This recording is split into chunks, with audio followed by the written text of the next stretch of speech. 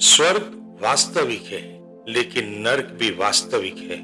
आइए हमारे साथ चलिए वसुला राइडन की उस अनोखी जिंदगी में जहां दिव्य लोक से साक्षात्कार हकीकत बन जाते हैं। अध्याय 7। मिशन। यीशु ने पूछा, मुझे बताओ, कौन सा घर अधिक महत्वपूर्ण है, तुम्हारा घर या मेरा घर? मैंने बिना किसी हिचक के कहा, तेरा घर प्रभु। मेरे घर को पुनर्जीवित करो, मेरे घर को सुशोभित करो और मेरे घर को एक करो। मुझे किंचित भी आभास नहीं था कि प्रभु का घर कलीसिया विभाजित है। मैं तो सदैव यही मानती थी कि कलीसिया एक ही है, केवल राष्ट्रीयताएं बदलती है। यह सुनते ही मैं स्तब्ध रह गई और लगभग सिहरते हुए कहा, पर कैसे? मैं तो कुछ नहीं जानती। कुछ भी न रहो, कुछ भी न रहो, क्योंकि तुम्हारी इसी निस्सारता में मैं अपना सामर्थ्य, अपना अधिकार और यह कि मैं हूं प्रकट करूंगा। अपने आप को, अपने अहम को मरण दो और मेरे पवित्र आत्मा को अपने भीतर श्वास लेने दो। मुझे अनुमति दो कि मैं तुम्हें गढ़ूं और तुम्हें वही बताऊं जिसकी मुझे इच्छा है। उस विस्मय स्थिति अवस्था में मैंने प्रभु से पूछा, मैं क्या कर सकती हूँ और आपने मुझे ही क्यों चुना, जबकि मैं कुछ नहीं जानती? उन्होंने कहा, क्या तुम नहीं जानती कि दीनता मुझे आकर्षित करती है? तुम्हारी इसी दीनता के द्वारा मैं संसार को अपनी करुणा दिखाऊंगा। आओ, तुम मुझे आनंद देती हो। बच्चे, मेरी दुर्बलता है क्योंकि वे मुझे स्वयं को आकार देने देते हैं। दैनिक शिक्षाओं का यह संग साथ मुझे अनुग्रह और आनंद के एक ऐसे काल में ले गया जहां हर दिन मानो एक आध्यात्मिक मधु मिलन था। यह केवल ऐसा न था कि मैं यीशु की एक निजी शिष्य हूँ, उनकी प्रत्यक्ष देखरेख में, पर यह मानो एक आध्यात्मिक विवाह मंगल का काल था। एक आकर्षण अपूर्ण अतरंगता। वह सृष्टिकर्ता और मैं दोनों एकांत में थे। वे मुझसे जो भी कहते वह काव्य, धर्म और सद्गुण से भरा रहता। मेरा हृदय उनके लिए कुछ भी करने को तत्पर था। एक दिन इसी आनंदमय अवस्था में यीशु ने मुझसे एक अत्यंत महत्वपूर्ण प्रश्न पूछा। एक ऐसा प्रश्न जिसने मेरे चरणों तले मानो भूकंप उत्पन्न कर दिया हो। भय ने मुझे घेर लिया और मैंने उनका वह वचन लिखने नहीं दिया, जैसे कि मैं अन्य वार्तालाप लिखती थी। मैंने अपनी पेंसिल हवा में उठा ली, यह निश्चय करके कि उनके कहे को नहीं लिखूंगी। मेरी इस आकस्मिक अविश्वास ने उन्हें दुखी किया और उनकी वाणी के स्वर से यह स्पष्ट था। उन्होंने कहा, मैं तेरी इस आश्चर्यजनक दुर्बलता में भी तुझ में निवास कर सकता हूँ। यीशु ने पूछा, क्या तुम मेरी सेवा करने को तैयार हो? यदि तुम मेरी सेवा करोगी तो मैं तुम्हारे भीतर केवल दुख भोग प्रकट करूंगा। मैंने अनभिज्ञ होकर दोहराया, दुख भोग? और उन्होंने कहा, हाँ, दुख भोग। किंतु उस क्षण मैंने अपना हाथ उठा लिया और आगे लिखने को तैयार न हुई। यद्यपि मैंने सब कुछ सुन लिया था, मुझे यह एहसास हुआ कि मैंने प्रभु को दुखी किया है और इससे मेरा मन भारी हो गया। पर मैं अनजान भविष्य से भयभीत थी। डरती थी कि कहीं वे मुझसे घर बार छोड़कर किसी कार्मेल आश्रम में प्रवेश करने को न कहते या किसी प्रकार मुझे एक नन बन जाने का आदेश न दे दे। मैंने पूरी रात उनके प्रश्न के विषय में सोचते हुए बिताई। मुझे स्मरण आया कि मैं पहले कैसी थी और कैसे उन्होंने मेरे पापों को मेरे सामने उद्घाटित किया ताकि भविष्य में मैं फिर पाप न करूं। उनसे मिलने से पहले मैं अंधकार और छल की जाति में रहती थी, पर अब उनकी महिमा ने मुझे प्रकाश और सत्य के लोक में प्रवेश दिया है। तो फिर मुझे किस बात का भय? अंततः मैंने निश्चय किया कि मैं अंधविश्वास के साथ आगे बढ़ूंगी और ईश्वर की इच्छा को समर्पित हो जाऊंगी, भले ही वह मार्ग मेरे लिए पूर्णतः अपरिचित क्यों न हो, जैसा कि शास्त्र बाद में मुझे सिखाएगा। यदि ईश्वर हमारे पक्ष में है तो हमारा विरोधी कौन हो सकता है? पूरी रात विचार करने के बाद अगले दिन मैं यीशु के पास लौटी और उनके प्रश्न को पलटकर पूछा, क्या तू चाहती है कि तू मेरी सेवा करे? यह कहते हैं कि मैंने उनके आनंद को अनुभव किया और भाव वेग से कांपती उनकी वाणी सुनाई दी। हाँ, मैं चाहता हूँ, बहुत चाहता हूँ वसुला। आओ, मैं तुम्हें दिखाऊंगा कि तुम मुझे कैसे और कहां सेवा दे सकती हो। जैसे अभी हो वैसे ही रहकर मेरे लिए कार्य करो और मेरी सेवा करो।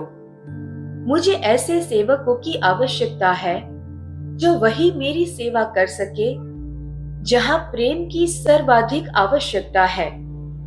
पर परिश्रम करना, क्योंकि जहां तुम हो तुम बुराई के बीच हो, अविश्वासियों के बीच, पाप की घृणास्पद गहराइयों में। तुम अपने ईश्वर की सेवा वही करोगी जहां अंधकार का राज्य है।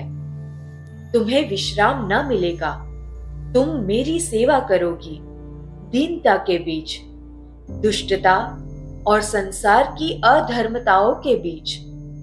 मेरी सेवा करो उन निह ईश्वर लोगों के बीच जो मेरा उपहास उड़ाते हैं, उनके बीच जो मेरे हृदय को बेधते हैं। मेरी सेवा करो मेरे कोड़े मारने वालों के बीच, मेरे दोष लगाने वालों के बीच।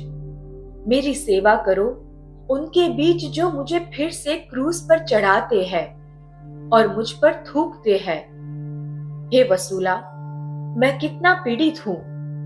आओ और मुझे सांत्वना दो। मेरे साथ प्रयत्न करो और दुख सहो। मेरे क्रूज में सहभागी बनो। जब मसीह मुझे बता रहे थे कि मुझे कहां और कैसे उनकी सेवा करनी है, उनकी भावुकता तीव्र होती जा रही थी। उनकी पीड़ा मैं स्पष्ट अनुभव कर रही थी। फिर पूरे 1 महीने तक मसीह ने मुझे अपने क्रूस के दर्शन दिए। मैं किसी भी दिशा में देखती, मुझे केवल एक विशाल गहरा भूरा क्रूस दिखाई देता। वह गहरे भूरे लकड़ी का बना था और लगभग 1 दरवाजे के बराबर ऊंचा था। खाने के समय जैसे ही मैं थाली से आंखें उठाती, वह क्रूस दिखता। जब मैं अपने बिठौने पर जाली के भीतर होती, तो जाली के पार वही क्रूस दिखाई देता। इस दर्शन का अर्थ था कि मेरी मिशनरी सेवा कठिन होगी। यह दृश्य 1 महीने तक रुक रुक कर चलता रहा। फिर एक दिन प्रभु ने मुझे एक और दर्शन दिया। मैंने देखा कि 3 बड़े लोहे के खंभे एक दूसरे के पास खड़े थे। यह दृश्य मुझे भयभीत कर गया। जब प्रभु किसी दर्शन को मन बुद्धि में भेजते हैं, तो वह इस बात में कोई संदेह नहीं छोड़ते कि वे क्या कहना चाहते हैं। मैंने समझ लिया कि यीशु मुझे क्या बताना चाह रहे थे। ये 3 लोहे की छड़ें रोमन कैथोलिक कलीसिया, प्रोटेस्टेंट कलीसिया और ऑर्थोडॉक्स कलीसिया अर्थात ईसाई धर्म की 3 शाखाओं का प्रतीक थी। उसी समय प्रभु ने मुझे समझाया कि वे इन तीनों की अपनी अपनी समस्याओं के विषय में मुझसे बोलने जा रहे हैं। आह, नहीं, मैं कराही। मैं कलीसिया की समस्याओं के बारे में सुनना नहीं चाहती थी। यदि उन्होंने सब गड़बड़ कर दी है, तो वह उनकी समस्या है, मेरी नहीं। एक बार फिर मैंने ईश्वर की वाणी सुनने का विरोध किया, परंतु उन 3 लोहे की छड़ों का दर्शन मुझसे अलग नहीं हुआ। वह मेरे सामने बना रहा, मुझे सताता रहा। अंत में बिना कुछ बोले मैं अपना बटुआ उठाकर बाहर भागी, कार में बैठी और यूं दौड़ाई जैसे कोई मेरा पीछा कर रहा हो। मैं पागलों की तरह ढाका के बड़े खुले बाजार की ओर चल पड़ी। हाँ, वही जगह किसी का मन भटकाने के लिए सबसे अच्छी थी। वह अविश्वसनीय रूप से भीड़ भाड़ और कोलाहल से भरा रहता है। सैकड़ों लोग सामान खरीदते हुए, भाव ताव करते हुए, भिखारी पीछे भागते हुए और कपड़ों को खींचते हुए, बेचने वाले पुकारते हुए, रिक्शा, बसें, गाड़ियां, ट्रकों का कान फोड़ शोर और हर तरफ उनका लगातार हॉर्न बजाना। मुर्गियां पैरों के पास भागती हुई, बकरियां भीड़ के बीच घूमती हुई, जमीन की गंदगी, हवा में धूल और मसालों की महक का मिला जुला तेज झोंका, गर्मी और उमस, इन सब ने मन को भटकाने का एक उत्तम वातावरण बनाया था। कम से कम मुझे ऐसा ही लगा। किंतु इसके बावजूद 3 लोहे की छड़ों का दर्शन मुझे नहीं छोड़ा। वह वही रहा, मेरी आंखों के ठीक सामने। बाजार के उस शोर के ऊपर अचानक भीतर से एक वाणी उभरी, जोर से पुकारती हुई, शिष्या। फिर दोबारा, उठो, तुम गिर गई हो, लौटो और ये 3 लोहे की छड़ें मेरे लिए बनाओ। मैंने निराश होकर सांस छोड़ी, यह समझते हुए कि भागने का कोई लाभ नहीं था। मैं ईश्वर के हाथों में पड़ चुकी थी। अतः मैं घर लौटी और वही किया जो हमारे प्रभु ने मुझसे करने को कहा था। तब उन्होंने कहा, एक होने के लिए तुम्हें सभी को झुकना होगा, सभी को नम्र होकर झुकने के लिए तैयार होना होगा। जब तक वे सब झुके नहीं, उन सब के यानी कलीसियों के अधिकारीगण के शीश एक दूसरे से कैसे मिलेंगे? मैंने समझकर उत्तर दिया, मुझे इस कार्य से भय लगता है। उन्होंने आदेश दिया, अपने भय त्यागो और मेरी बात सुनो। अपने ईश्वर की सेवा में प्रतीक्षा करो। मैं अपनी कलीसिया को एक करना चाहता हूं। मैं निराश सी हो गई। कैसे? उसी क्षण मैंने शैतान की भयानक चीख सुनी, एक विकराल विलाप, ना, जैसे नरक की ज्वाला और भड़क उठी हो और उसे सामान्य से भी अधिक दग्ध कर रही हो। प्रभु ने उसकी ओर तनिक ध्यान नहीं दिया और मुझसे कहा, मैं तुम्हें सिखाऊंगा, तुम्हें रूप दूंगा और तुम्हारा उपयोग करूंगा। इसलिए अपने आप को मृत मानो और मेरे पवित्र आत्मा को अपने भीतर श्वास लेने दो। तुम अपना सर्वोत्तम करो, शेष मैं करूंगा। मेरी कलीसिया का एक होना मेरे शरीर की महिमा होगा। मेरी शांति लो और मुझ पर विश्वास रखो। मेरे संग चलना सीखो। मैंने ये वचन सुने और उन्हें लिख भी दिया, पर मैं अब भी हतप्रभ थी। आखिर मैं कलीसिया के इन गंभीर प्रश्नों से कैसे निपट सकती थी? मैं तो किसी पद की अधिकारी नहीं थी और कुछ समय पूर्व तक तो मैं कलीसिया भी नहीं जाती थी।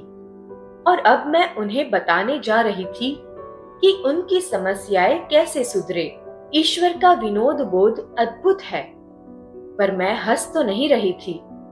कुछ दिन बाद मेरे स्वर्गदूत ने मुझे बुलाकर अप्रत्याशित रूप से कहा, तुम स्विट्जरलैंड जाओगी, जहां तुम ईश्वर के बीच बोओगी।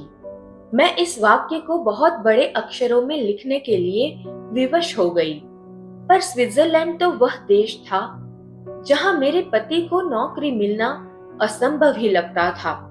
उनका कार्य क्षेत्र सदैव विकासशील देशों में रहा था। इसलिए मैंने किसी से कुछ न कहा और प्रतीक्षा करती रही। निश्चित रूप से 2 सप्ताह बाद मेरे पति मेरे पास आए और बोले, क्या तुम स्विट्जरलैंड चलना चाहोगी? International Union for the Conservation of Nature and Natural Resource ने मुझे अपने लिए काम करने को कहा है। मैंने उत्तर दिया, तुम विश्वास नहीं करोगे जब मैं तुम्हें यह दिखाऊंगी। आनंद से भरकर मैं दौड़ी और अपने संरक्षक स्वर्गदूत का वह संदेश लाने गई ताकि मैं उन्हें पैर को दिखा सकूं। उसने भविष्यवाणी को पढ़ा और संदेश की तिथि देखी।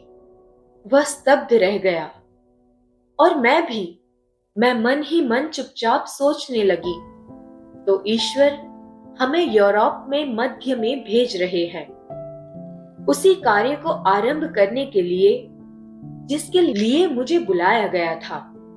घर परिवर्तन की तैयारी के दौरान पैकिंग करने वाले कामगार सदैव हमारे बाग के फाटक खुले छोड़कर काम कर रहे थे। जब वे काम के बिल्कुल अंतिम हिस्से में थे, तभी एक चोर खुले फाटक से निडर होकर भीतर चला आया और घर में प्रवेश कर गया। किसी को पता भी ना चला। मुझे कपड़े लेने ऊपर शयन कक्ष में जाना पड़ा और वहीं मैंने उसे खड़ा देखा। मुझे देखते ही वह भय से जड़ हो गया। तुम कौन हो और यहाँ क्या कर रहे हो? उसने कोई उत्तर ना दिया और यह समझकर कि वह पैकर्स में से नहीं है, मैंने उसे डांट कर कहा कि तुरंत बाहर निकल जाओ।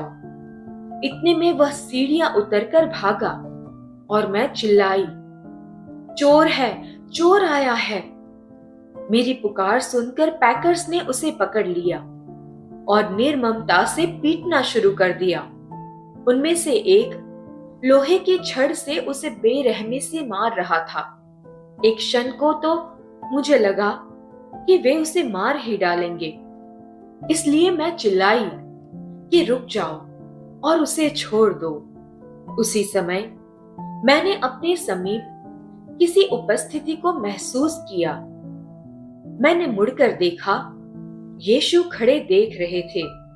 उन्होंने कहा, क्या तुम देख रही हो? किसी ने उसकी आने की उम्मीद नहीं की थी। इसी प्रकार मैं भी आऊं। मैं चोर की तरह आऊंगा। अतः सजाग रहो। यह कहकर वे अदृश्य हो गए। परंतु अगले दिन यीशु पुनः प्रकट हुए, जब एक और घटना घटी। फाटक आज भी खुले थे क्योंकि काम चल रहा था और मैंने अपने पिल्ले पुडल को फाटक की ओर जाते देखा, मानो सड़क पर भागने ही वाला हो। मैं घबरा गई और तेजी से दौड़ी कि उसे पकड़ लूं, इससे पहले कि उग्र यातायात में वह कुचला जाए। उसी क्षण मैंने यीशु को कहते सुना, क्या तुमने देखा कि अपने छोटे से कुत्ते के लिए तुम्हें कितना भय हुआ और उसे बचाने को तुम दौड़ पड़ी। आत्माओं को खो देने का मेरा भय इससे कहीं अधिक है। मृत्यु के संकटों से तुम्हें बचाने की मेरी चिंताएं कितनी बढ़कर है, अर्थात एक आत्मा को खो देने का वह भयावह संकट। अंततः पैकर्स चले गए, घर बंद कर दिया गया और हम ढाका छोड़ने ही वाले थे। घर की कुछ वस्तुएं मैंने अलग रख ली थी, यह सोचकर कि वे कलीसिया के काम आ सकती है। प्रस्थान से पहले मैं उन्हें वहां पहुंचा देना चाहती थी और पुरोहितों से विदा भी लेना चाहती थी। चर्च के बाग में मुझे फादर जिम दिखे और वे उपहार लिए हुए मैं उनके पास गई। वस्तुओं में एक सुंदर तेल का लालटेन भी था। किसी आकस्मिक प्रेरणा से मैंने वह उन्हें स्वयं ही दिया। गाड़ी बढ़ाते समय रियर मिरर में मैंने उन्हें देखा। वे धीरे धीरे घूमते हुए उस लालटेन को गंभीरता से निहार रहे थे। शायद मेरे अंतिम शब्द अनायास ही उनके मन पर प्रभाव छोड़ गए। जब मैंने उन्हें लालटेन दिया तो कहा, लीजिए, इसे ग्रहण कीजिए और संभाल कर रखिए। जब कभी अंधकार में हो, यह आपको प्रकाश देगा। मेरा आशय तो केवल यह था कि जब बिजली चली जाए, जैसा कभी कभी होता था, तब यह काम आएगा। परंतु मेरे शब्द उनके लिए किसी प्रतीक की भांति बन गए। यद्यपि लंबे समय तक वही उनका अंतिम दर्शन था।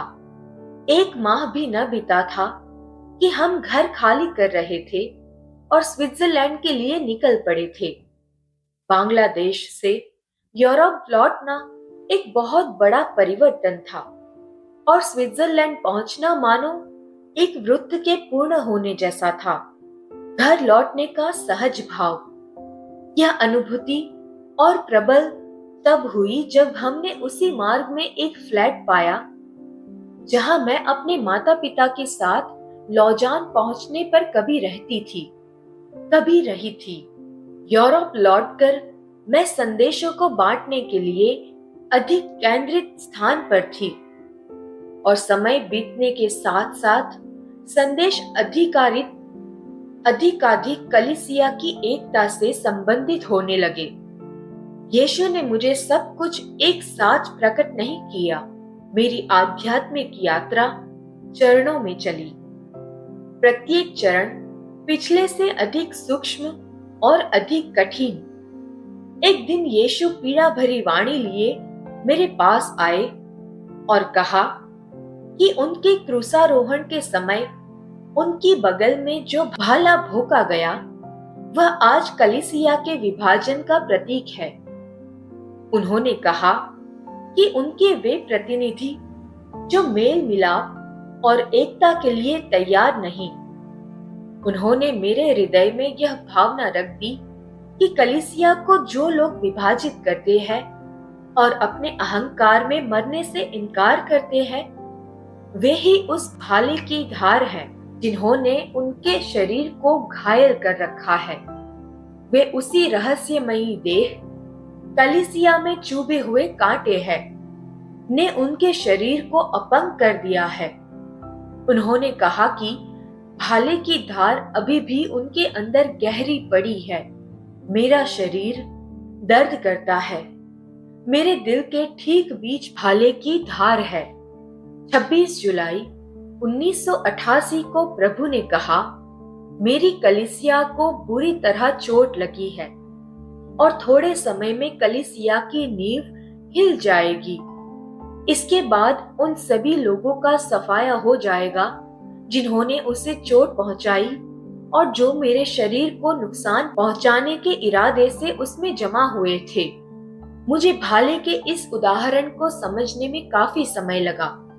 उन्होंने कहा कि वह मुझे भाले की धार दिखाएंगे, जिसका मतलब था कि वह मुझे दिखाएंगे कि कलीसिया के लोग कैसे बटे हुए हैं और अपने अहंकार को छोड़कर मेल मिलाप करने में हिचकिचा रहे हैं। ख्रिस्त ने मुझे बताया कि अपनी बातचीत के दौरान उनमें से कुछ ने दिखावा किया कि वे एकता के लिए काम कर रहे हैं, जबकि असल में वे ऐसा नहीं कर रहे थे।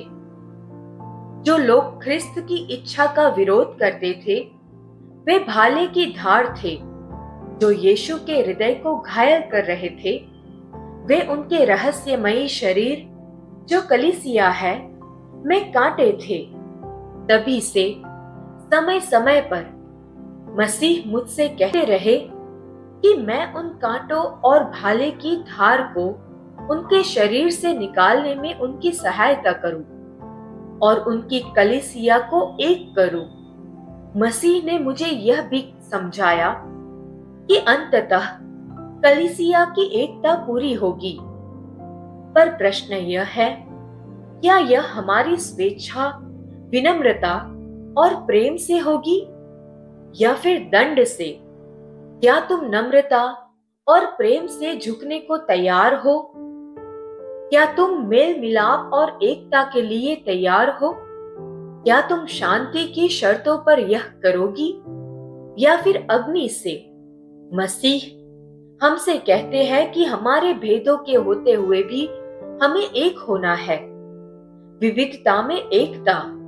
इसी एकता से मसीह की देह चंगी होगी, सुदृढ़ होगी और पूर्ण बनेगी।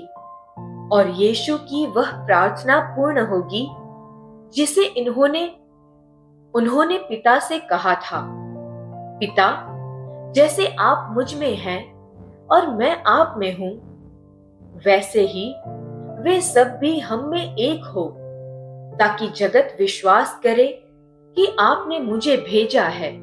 मुझे संत पिता तक पहुंचना था और अन्य कलीसियाओं के प्रधानों तक भी। उनके समक्ष वे संदेश पहुंचाने थे जो यीशु मसीह देते हैं, जिनमें एकता की कुंजी निहित है। पर मैं सोचती रहती थी, यह संभव कैसे होगा? क्या वे मेरी सुनेंगे? एक अज्ञात स्त्री जो कहती है कि ईश्वर उससे बातें करते हैं। मैं जानती थी कि उनके दृष्टिकोण से मैं विश्वास करने योग्य तब तक न होंगी जब तक कठोर परीक्षाएं ना हो। और यह भी जानती थी कि बिना संघर्ष के कोई मार्ग नहीं खुलेगा। तभी से निरंतर आक्रमणों की धारा चल पड़ी। मेरे नाम को नष्ट करने की कोशिशें, मेरे मिशन पर झूठे आरोप, असंख्य निंदा, अपवाद, शत्रुतापूर्ण प्रहार, मृत्यु धमकियां तथा अनवरत विरोध, विशेषकर कुछ पुरोहितों की ओर से।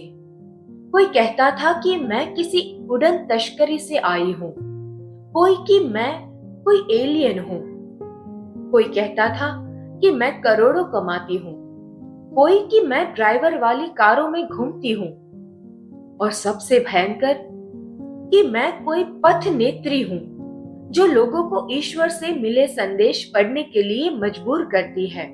पर 23 अप्रैल 1987 को प्रभु ने मुझे पहले ही चेतावनी दे दी थी। तेरी आत्मा दुष्टता, उदासीनता, अधर्म की गहराइयों और संसार के नीच पापों के समक्ष उजागर की जाएगी। एक कपोत की भांति ऊपर से तुम संसार को देखोगी और हर क्रिया को कड़वाहट से अनुभव करोगी। तू मेरी आहुति होगी, तू मेरा लक्ष्य होगी। जैसे शिकारी अपने शिकार का पीछा करते हैं, वैसे ही वे तेरा पीछा करेंगे। जो कोई तुझे नष्ट कर सके, उसके लिए वे भारी मूल्य देने को तैयार होंगे। मैं कांप उठी और हल्की आवाज में पूछा, क्यों प्रभु, मेरे साथ क्या होगा?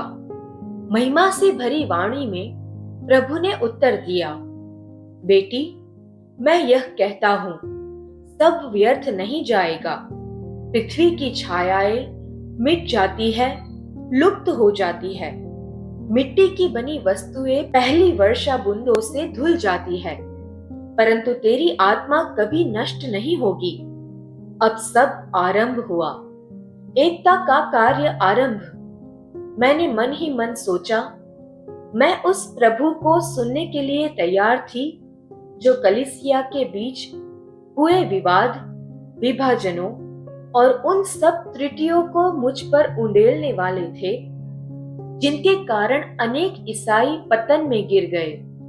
धीरे धीरे मुझे अनुभव होने लगा कि अब तक जो कुछ मैंने देखा था वह विशाल हिमखंड का केवल एक छोटा सा सीरा था। फिर मानो किसी ने एक स्क्रोल खोल दिया हो। ईश्वर ने मुझे मेरी पूरी राह, मेरे मिशन का पथ, उसके संघर्ष और मेरे जीवन का विस्तृत दर्शन एक अद्भुत दृश्य में प्रकट कर दिया। आपने अभी स्वर्ग वास्तविक है लेकिन नरक भी वास्तविक है सुना।